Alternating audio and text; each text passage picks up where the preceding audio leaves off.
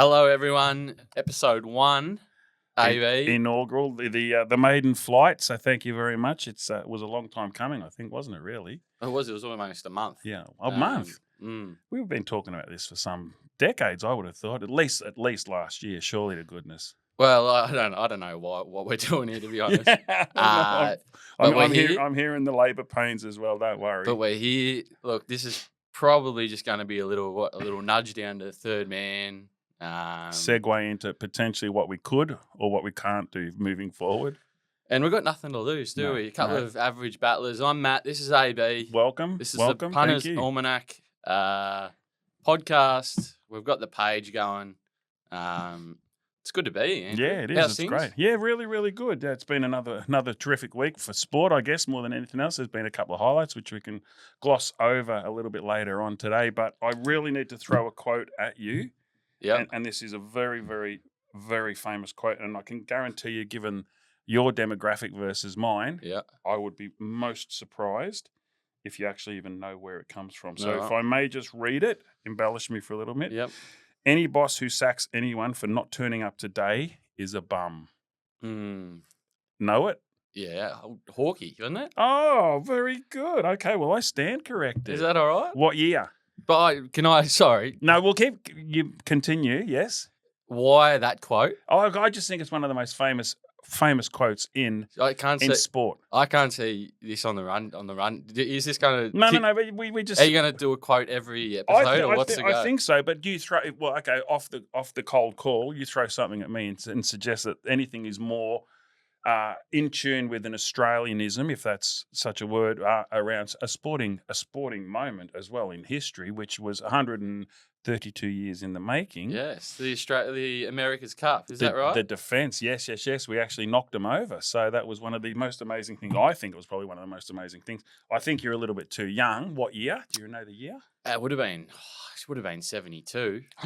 You twit. No, 1983. 1983.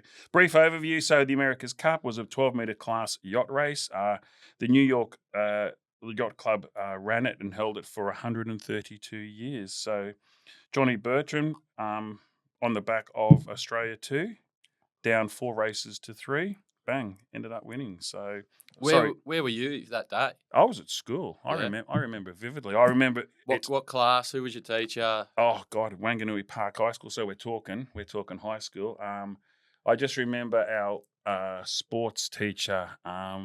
His name was Mr. Murray. That's all I remember of him. Mr. Murray. He used to play for Shepparton. Oh yeah. In the Goulburn Valley League. Yes. And I remember him frantically. Andy? Oh no, I don't. Ken Murray, his name was. I used to like just to go and see him play because the amount of criticism and whatnot off the boundaries was quite unique. So, but I remember this particular morning like it was yesterday, and him trundling in a TV into our classroom. You didn't have TVs back then. 1983 on a big pedestal it was, and he was mad. And then all of a sudden, geography teacher came in, and this other person came in, and all of these teachers. Before I knew it, we opened up the bifold doors, and one room became 2 rooms, became 3 rooms, and there would have to have been at least 100, 150 people in there, and we sat and we watched this America's Cup unfold before our eyes. It was That's nearly enough to make a grown man cry. Andrew. Well, 1983, my friend. Well, the listeners out there, they'd be... I do apologise if anyone's fallen asleep. But, Holy smokes. We're just trying to kick this thing off. Well, the problem with that was that I just threw a quote at you, and all of a sudden, you knew where it came all from. Our 6 listeners have all turned off a minute in. So I understand that no one is sitting here more surprised, much less anybody out there, that a man of your youth knows exactly where that quote came from. Well, I'm a sicko for it, and that's why we're here. I guess a quick overview of the podcast and our plans.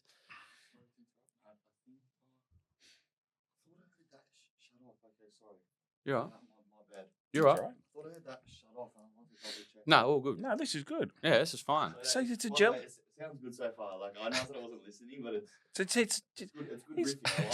I jealous. He's got to sabotage us. I can feel it. Yeah, I know. I thought I heard this close. Nah, it's all right, mate. It's all right. That's just my brain shutting down. Yeah, we'll cut that part out. Sorry, guys. No, you're right, mate. Silly.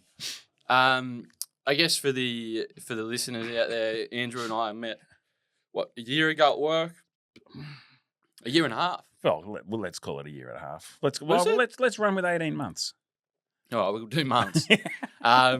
You know, he was this timid little fella, new guy starting to work, and that's right. Sort of needed someone to take him under his wing, and that was me. Oh, yep. And eternally indebted. And you know, we got to know each other. Unfortunately for me, as you listeners will understand, Andrew, AB, as some like to call him, he can be tough. He's a lot of hard work. But he's not the finished product yet, are you? Well, it's a work in progress, I guess, isn't it? Really. But aren't we all? Aren't we all? Except, yeah. And I guess we just wanted to do a podcast. Not sure why. I'm not sure why. Like, honestly, looking at you, I don't know why you and I are doing it, but we're here. And I think that's probably the uniqueness about what are we trying to achieve? We're just trying to have a little bit of fun, trying to, I guess, put a fish net out there or a drag net and see what comes back and see who's interested in listening. Some people might like listening. Who knows? Highly unlikely. But I guess, you know, we're going to sit here, an episode a week. We're going to chew the fat. We're going to have a couple of quiet beverages. We're going to talk about the week in sport, what's been. And I guess that's what the cross-pollination of all of this will eventually be, won't it? It'll be everyone's love affair with sport, everyone's love of, you know, we tend to have some of this mindless banter in the office space around, you know, the NRL code versus the AFL code versus who. I don't think we've ever done that, but all right. Versus, you know, and we talk about HQ and where the HQ of the horse racing industry is as well. And I know we talked to some of my colleagues that are in, I shouldn't say my guys, some of my colleagues that are in New South Wales and Queensland, and the state of origin has just almost ripped them to shreds just through the love of, you know, this Maroons versus the Blues kind of a scenario. And it's madness, isn't it? And it's something that I guess we might delve into, whether it's this episode or next week. You know, the fact that, you know, there's no secret. We live in Melbourne. There's one thing that you know, the AFL is missing is that state of origin. But is it worth bringing back? You know, that's it's a conversation for another day. And I it is. But touch briefly. Collateral damage on we do these sorts of events mid-year. Do they put their best players in on their state of origins? The EJ Whitten days, the Teddy Whitten days, they were fantastic. It was the Victoria versus other states kind of a scenario. I remember listening to some interviews with some great football players, Wayne Carey to name, Jason Dunstall, etc., where they pepped up. They just thought it was the greatest thing. Jonathan Brown, I remember listening to one of the interviews he did, and he just said it was just one of the most amazing things that he'd ever done in his life, playing against these sorts of names instead of playing against them. You know, he was with them. So, but as you say, what's the damage? You know, we're on our third state of origin coming up very, very soon. Yeah, I'm not overly fond of the NRL. Yeah, see, I'm different. I'm a New South Welshman, son of a humble rice farmer. Andrew. Is your dad's name's Robbie, Andrew? No. Well, and so, you know, it's just massive. Yeah. But, you know, that probably doesn't have the space in AFL, but what do you and I know? Really? I get it, and I understand where this whole state of origin thing, and again, I flicked out a little note the other day stating that state of origin didn't necessarily mean where you were actually born. So does that lessen that whole value that's added onto it being a state of origin versus a state where you first played your game, or where you first, you know, sunk your teeth into playing some NRL? For another day, I get it as well too. So. Yeah, no, that's good. Yeah. That's good. How are we going so far? I think we're killing it. I think at the moment. We're up to I guess 0.7. So we'll just let Jordan wrap it up. 0.7. I think overall we're just going to try and we're going to have some fun. Yep. We're going to talk about some great old moments. We're going to have a countdown that we're going to count down later on. Yes, we are. Which will be fantastic, and we'll get that out on socials for the listeners. We do a bit of a week in review, a week in review, and what's going on, and then we'll do the big one. I think for me is drip tray. Yes, this might be a shock to you all, or it mightn't be. Looking at Andrew, the great man doesn't have social media, so we're I'm he's one of socially, not socially awkward. I just don't have social. Doesn't know how to use it. Often comes to me for a lot of quite simple questions and answers. Yes. So look, we're going to have a segment here. What's AB's missed on socials, which we had a little chat before. Should go for 5 hours. What was her name that we're going to chat about? Oh, Blue, something. I don't know. All right. Well, I don't know. Somebody. There's a show in the UK that's something blue, and I don't know anything about it. So. All right. We'll get to that. But moving on, I think Andrew. Yes, sir. Let's go to the week in sport. We'll start with AFL. There was a couple of things, and I've just jotted down a few notes because my memoir is not really flash. But I guess the highlight for me, and actually being at the game itself, and mad Hawthorn supporter, will digress from that as well. But I guess Tom Lynch for me. Yeah, what was he thinking? Well, look, I mean, as I said, so he's obviously going to miss 5 weeks. I think if I understand correctly, Richmond had it in them that they were going to contest the 5 weeks, and then they probably looked at the footage again, and then they probably just thought, no, this is a bridge. And he doesn't have the greatest track record, does he? No, and so being at the game, and you could sense it, the frustration. You could sense it also that the game was just a porrid from a visual. Richmond. I don't know that they sort of lament a little bit where they need to pick up on some of these finer things with regards to some skill errors and delivery of the ball. And I mean Lynch, who without sort of degrading his career, I mean his form hasn't been great. And for him, how old is he? You got it in your notes? How old he is?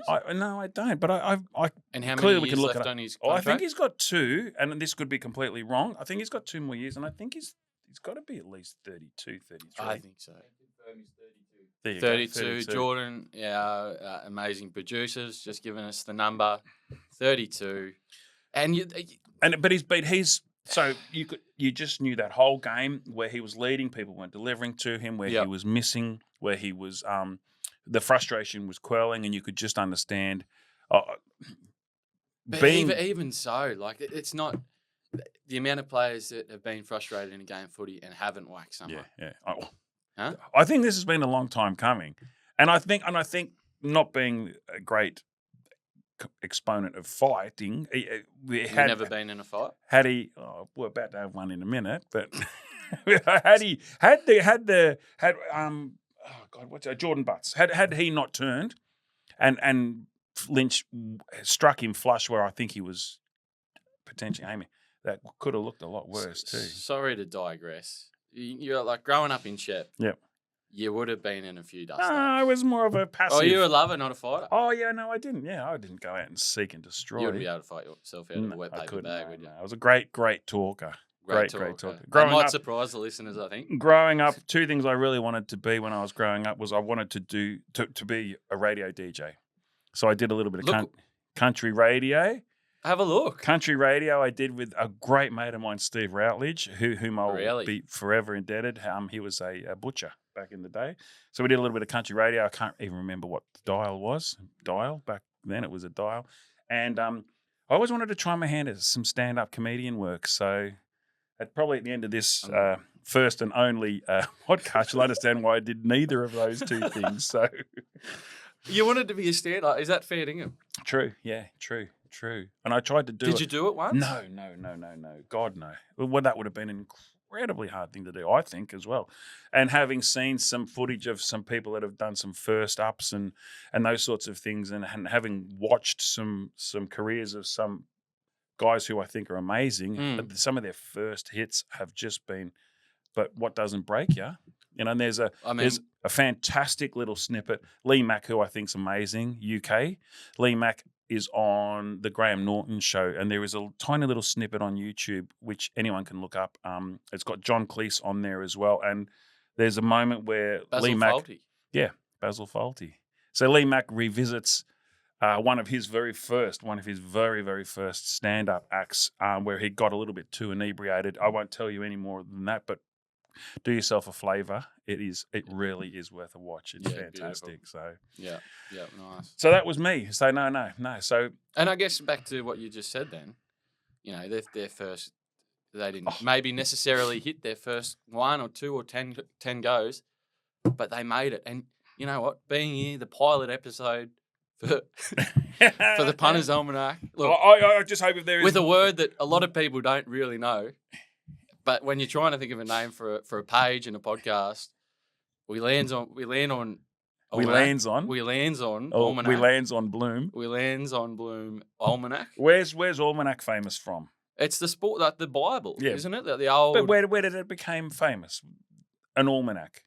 Mate, I don't even know. It's like the sporting almanac. You're spot on with what it is. You're spot on exactly with where it is. But until this particular trilogy, nobody really knew what a sporting almanac was. I don't know. The trilogy. What's the trilogy? A movie. There's a 3-part movie. All right, for the 2 remaining listeners that are out there, and we've just lost them. Michael J. Fox. Yeah, nah. Back to the Future. Yeah, I know Back to the Future.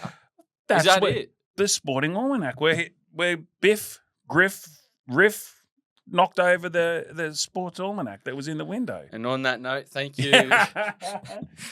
Jordan, if you're listening, my one and only, he's going to have to do some serious wonder with this. He knows some referencing there. And also, I can guarantee you one thing, he will be looking at Lee Mack on Graham Norton as we speak. Jordo's the same age as me. I don't think he's heard of Lee Mack or... He knows... Now, I digress again. Lee Mack. Never heard of the bloke. Do you watch the 1% Club, or is that a little bit too intellectual? All right, so we started. This segment was This Week in Sport. We said we digressed, and we've gone on to Lee Mack. This week on YouTube. Well, that's one of these priceless things, I think, which is and again, I encourage anybody to watch it once a week. To watch it at least once. Well, just to watch it, I think it's quite funny. That was very funny. What about the week in sport for you? I do have another one, but I'll get to that. For me, it's all about. I love my UFC. I love my boxing, as you know. Yes. We saw a good one on Sunday. Ilya Topuria, I think. Don't know. It's easy for you to say. He's too good. Yeah. He's one of the best. He's a double champ now. I'd love to see him. I don't know what happens next. There's the talk of Paddy Pimblett, but I don't know. I think the UFC is in a really, really strong pace, and it's growing. It's going from strength to strength. It's the fastest growing sport. But was there a quandary some years ago where it actually flatlined a little bit, or it just is that momentum thing? And the reason I say it is because I went to watch one of the recent fights. It was the Aussie. We went to watch Volk, didn't we? Yes. Was it Volk? In Hawthorne. At the Hawthorne Hotel. Yep. And that was one of the shout out to the Hawthorne Hotel. Great venue, I've got to say. And that was amazing. And then there was another. So then we did the UFC event at another fantastic property, the Quarterhouse in the city. And so that was another Australian fighting then as well too. So I'm not overly in sync with them. I don't think it was it? I thought there was another Aussie fighting. There was an Aussie talking there. Yeah, Jack Jenkins was there. Yeah, I thought there was another Australian fighter on the card. No, that was the I forget what card that was, but it wasn't. Have you ever seen JDM's card? Have you ever seen them live? The UFC? No, I haven't. It's on the bucket list. Oh, wow. I'd love to go. I was meant to go to we went and saw Sydney, but Ronda Rousey. Really? Yeah, so we went and saw her fight at Telstra. It was back then, I think it was Telstra Dome. No, it might not have been. Could have been Colonial Stadium. It's had more changes than a. You've had wind cheaters. So no, but apart from that, mate, it's been. My Lions are just tracking nicely. Same as your Hawkies. I think we're both in two. I think this is going to, as we develop. I think over the oncoming weeks, it's certainly going to be something as well. I felt that you guys could have potentially been minor premiers. I don't know anymore. I just can't. The Pies, when I was saying to someone at work, 2.5 in front, aren't they? 2.5 games. I just like one of the boys who's a Pie supporter. I just go. You look at that team on paper, and you've obviously got a very decent side. You got Pendles and Sidebottom they're just winding the clock back. This is the fine tuning of a side that there really does not seem to be awkward silence. There does not seem to be any sort of weak link in their chain. It's so just for the them team, isn't it? They are. They're the guys to beat. They really are the guys to beat. So, how do you think your Hawks are tracking? Okay, I mean, Weddle's going to be a big loss. Anybody that this is complete and utter. Everyone discusses the same points as well.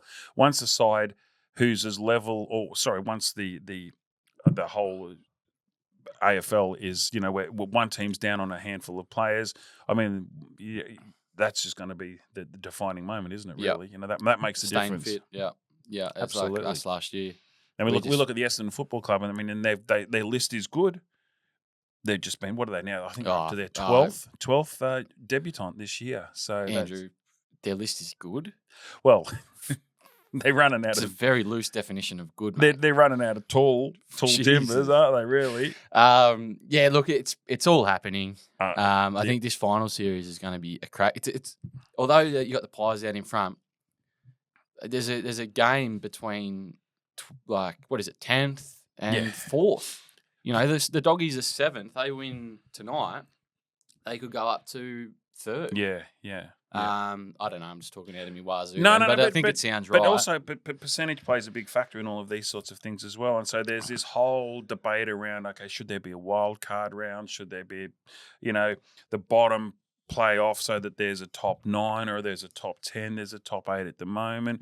This week in particular, what they're saying, that all of the 9 games, it's the 9 top sides versus the 9 bottom sides virtually. So, what plays on in that one, and that's the big thing that's going to pay out as well too. But see, we've got North. Oh, a big cracking game. North Doggies at Marvel tonight. Yeah, and that's the sad aspect of that is that they've been depleted again with some injuries.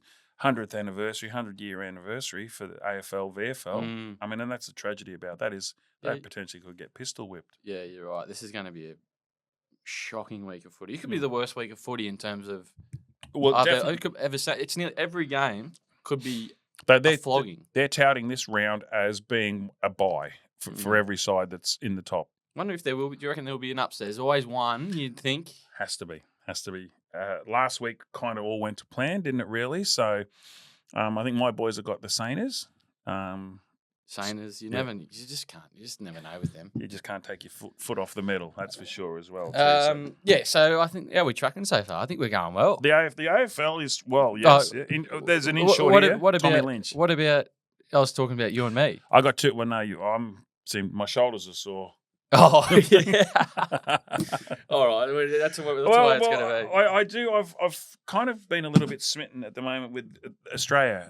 The West Indies, I loved growing up watching the West Indies, and then so the demise, if you like, for want of a better term, their cricket prowess at the moment's a long time out of sorts, given the Viv Richard days and the Joel Garfield Sobers, Clive Lord, Sir Garfield Sobers, which was a little bit before my time. Curtly Ambrose. So those guys, Sir Garfield would have been your, wouldn't it? Yes, he was born a couple of years after me. So, but I look at some of the stats. So obviously we're playing again this Friday. He's got some stats. Everyone, look out! He's got this. He's got some West Indian versus Australia second test stats. I've done some research, so it's not great research, but obviously we're winning at the moment 1-0. But the next second test, which is launches off this Friday.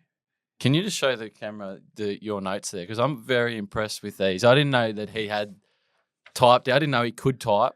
Or use Word. This is more of a Microsoft Word. Cut and paste. That is the most impressive thing I've ever Well, wait, seen. You haven't heard everything yet. So Australia have never played at Grenada before, so this is the first time that they've ever played there.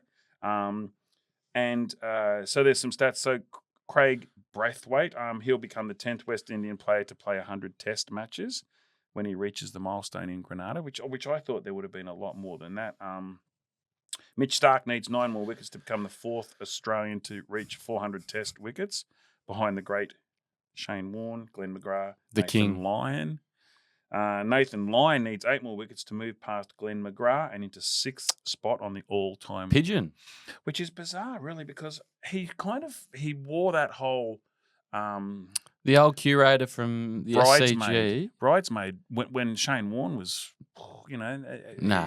came into his fore a little bit afterwards, but there's no way that anyone would have thought. I did not specifically think that he was ever going to get near where he's at now, but he goes past Glenn McGrath, and guess who he's got in his sights then? The great SKW. I know, yeah, it's unbelievable, and to come from where he comes, genuinely a curator at the Adelaide Oval or SCG, and he was just playing grade cricket, picked up, took his chance, And it just proves there's hope for everyone, Andrew, including you and me. Well, yes, I shan't read through all of the boring stuff. Just Alex Carey. I think Alex Carey's stats have been phenomenal at the moment. Scored 362 runs in men's tests since the start of 2025. So this year, calendar year, he's had an absolute breakout. Kawaja and Steve Smith have scored more runs overall for Australia than him at this particular stage. Beautiful. So, Thank you for your stats, mate. Do you think there's pretty settled? What's that, mate? The Australian no, I think like the Ashes is going to be interesting. The selections, what they're going to do with that top order. They've got to play Conscious. Like they've just got to blood him in, and that's even what Smithy said. Smithy came out and said, "Look, the pressure on Conscious and Green, they've been underperforming, but when Smithy started, first of all, came in as a leg spinner." And just give him a chance, and give him a chance. Smith spoke well, and he said, "Listen," he said, "you keep badgering these guys, confidence gig. There's no greater, I think, event in the world than sport, and confidence is a huge. On huge the other thing. side of that, like you look at these two, Marnus, who was the top of the Australian bloody tree, now has had a run of form, getting dropped in for the West Indies. Just that's confidence. We know he can get the runs. Yeah, we know, we've seen it. And the problem with Marnus obviously was that he was a long time coming. They should have dropped him 6 months ago. Yeah, but he just had the runs on the board, and I guess everyone was just, the selectors were just waiting for depletion of confidence means depletion of form, which means then, you step back a little bit, get that mindset up and about again and feel more confident with what you're about to do. So doing it on the biggest stage is never, ever going to work for you if you're not getting the form that you require. So no, I agree, mate. Yes. So that's it. So that's my week as well. Other than, do you want to touch on Wimbledon? Are you a fan? I think, look, where would we see this? Sort of eight top 10 seeds get knocked out on day one. 13 top 10 seeds. Yes. Got my stats wrong. Sorry, there, no. Sorry, that doesn't make sense. 13 top 10 seeds. 13 seeds got knocked out in day one. Till we started this podcast, I had no idea you were such a statistician. Oh, no. I just if you eat Cool Mints, you get stats on them. It's like the Fantails.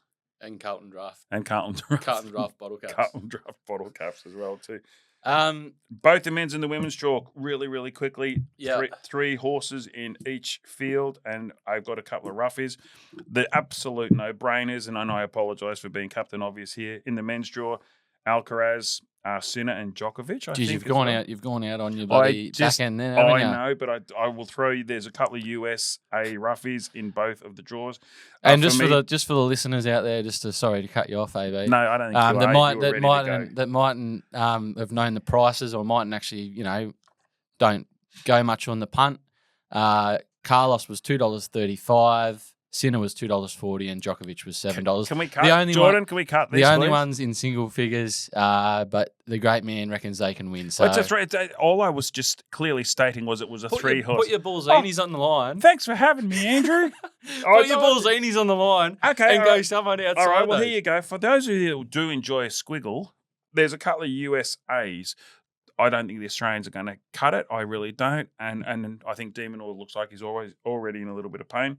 If you want to go for a couple of roughies, men's, Taylor Fritz, USA. Fritzy? Yeah, I think he's going to win it. And Madison Keys, USA. I think she's going to win it too. Nice. That's what we're after. That's what everyone's after. We don't need the obvious. Like, we could sit here all day, and the 6 listeners on at the moment might... You reckon we're back to 6? I think we're back to 6. Jordan just rang the family. They're fast forwarded, I reckon. All right, I think moving on. You had enough of sport? I think so.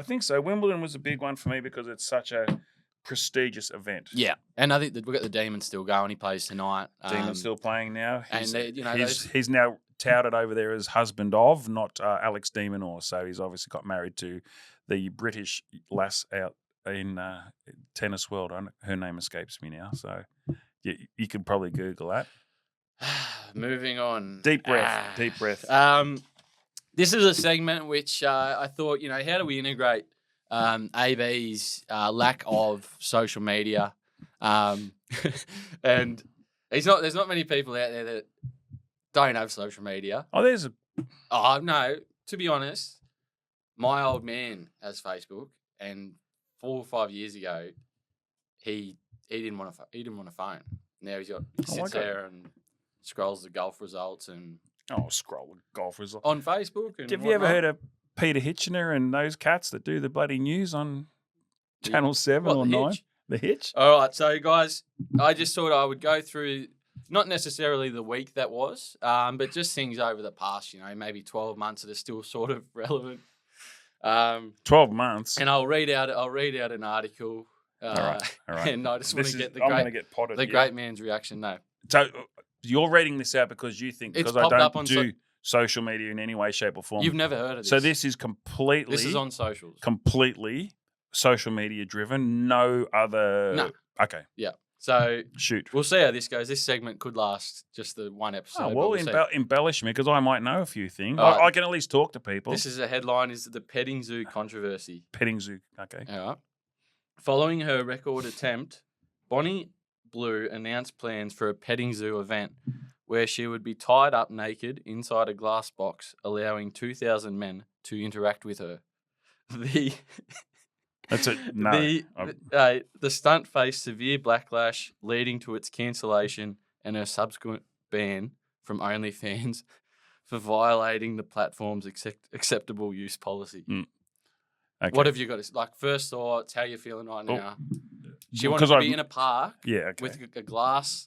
So what do I feel about that? And so that's on social media. Yep. So do I feel lesser for not knowing that rubbish? Well, I just want to know how you is that what you expected? No, because I thought you said it was a TV show, or potentially it could have been. Oh, well, it could have been.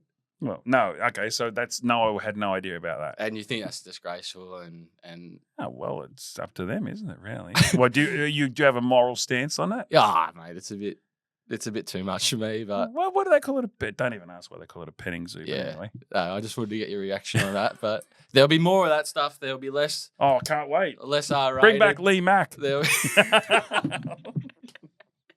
Bring back YouTube. Bring back Lee Mack. That's the only example you've got? I'll just bring one a week. a week. And I got one for you then, smart mate. Here we go. Mate of mine, Travie May, really good lad. Yeah. Caught up with him yesterday. Yeah, how's he going? Good, really, really good. How's the family? I go, how was your week? He goes, yeah, fantastic. I go, what did you get up to? Caught up with some local footy. Dan Woods, Mark. Do we know it? Of course we do. Yeah. Yes. Okay. Had you heard of it before I sent you the rundown? Yes, because I had this conversation with Trav yesterday. So he went out there with his 14-year-old son. Let's do a little bit of local football. Let's do a bit of catching up, etc., etc., etc. Both Hawthorn supporters digress. Who cares? Yep. Only that obviously these guys don't play in the Hawthorn colours, but actually sat and physically watched that. Mark himself, Trav, looked at his son, 14-year-old boy, and said, "Did you see that?" And his son said, "No." What happened? Oh. I said, What was he doing? And he goes, "We have a guess what he was doing." On the socials, on the dog and bone, wasn't he? So you've turned that around. Oh, well, I feel you've turned a good, like one of the great marks in history, and you've turned that around to be a negative. If it wasn't for social media, no one would have seen it, mate. I'm also saying that he missed out on it, and he was actually there in the memento. Don't go. In the physicale, and what was he doing? Too busy.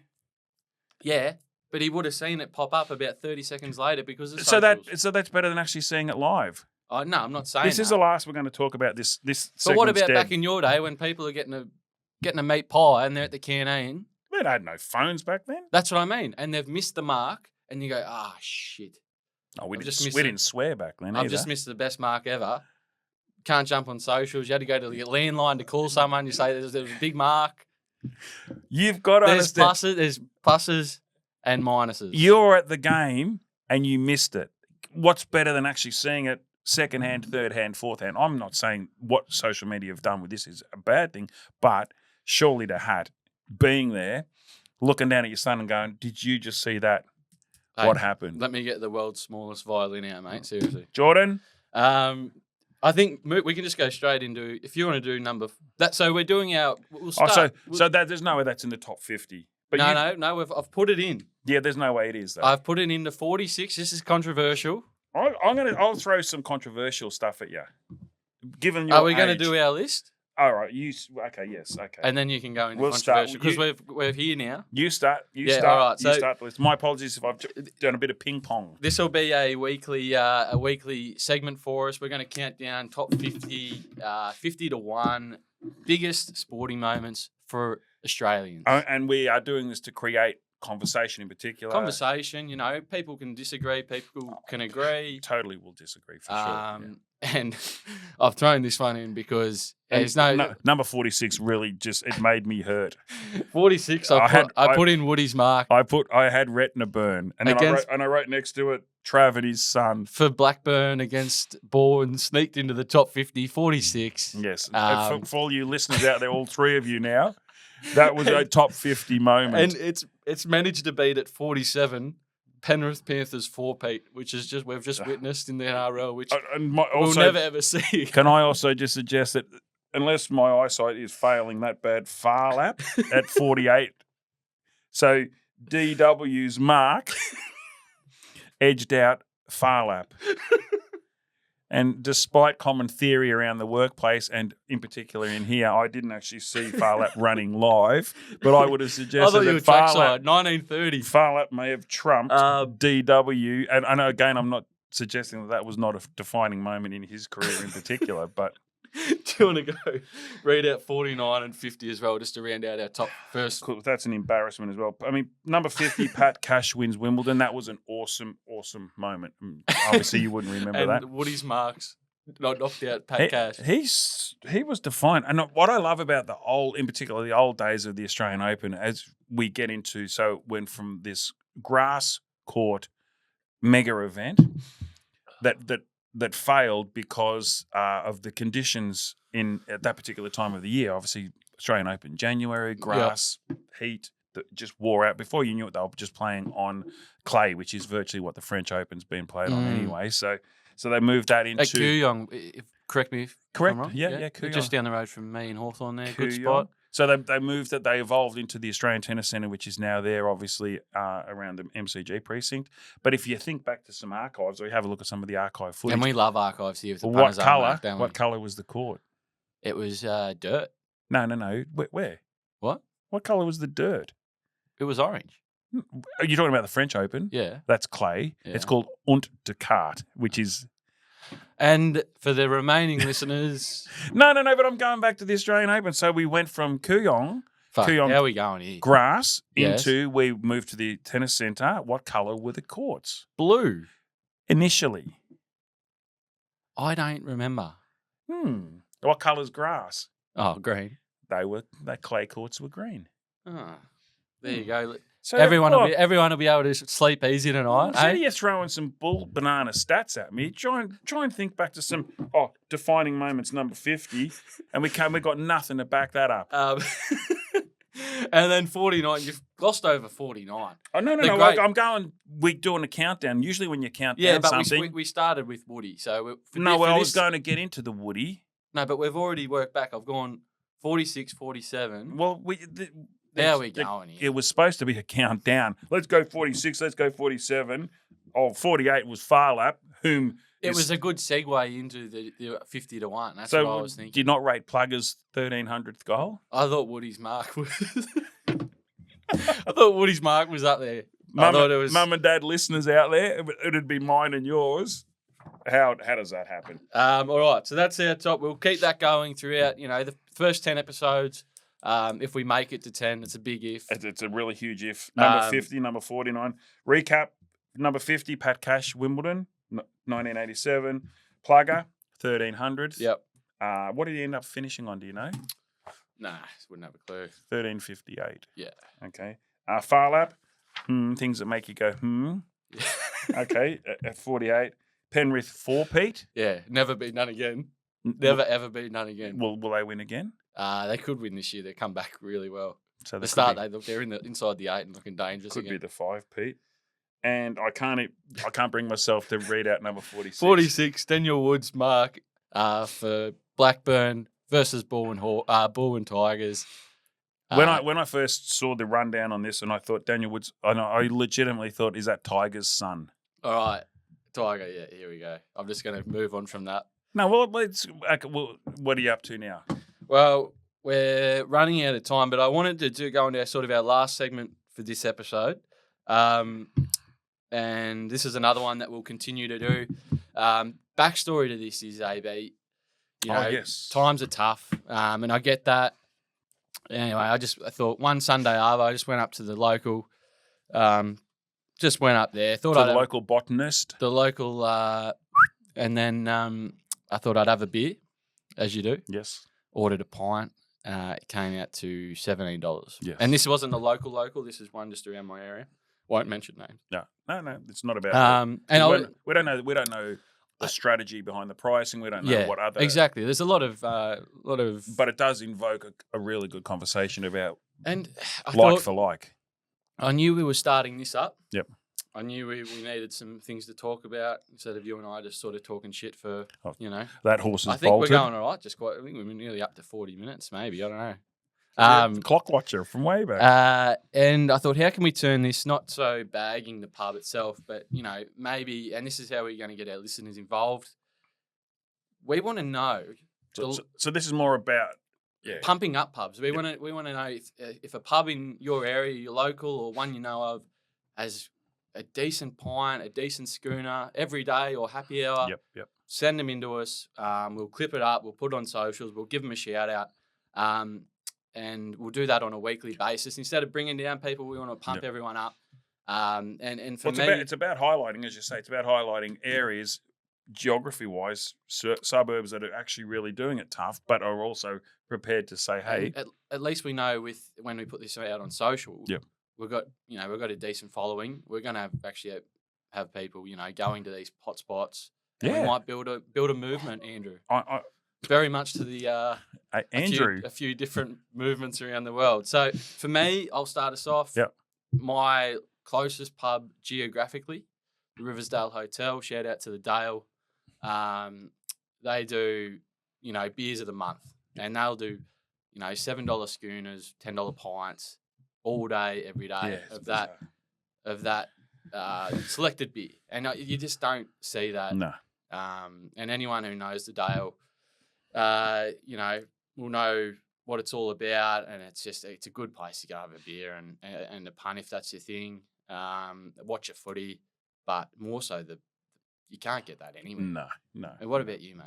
I have got a couple which are a little bit bizarre from pricing points because our local Chris Radin 3 Crowns Hotel.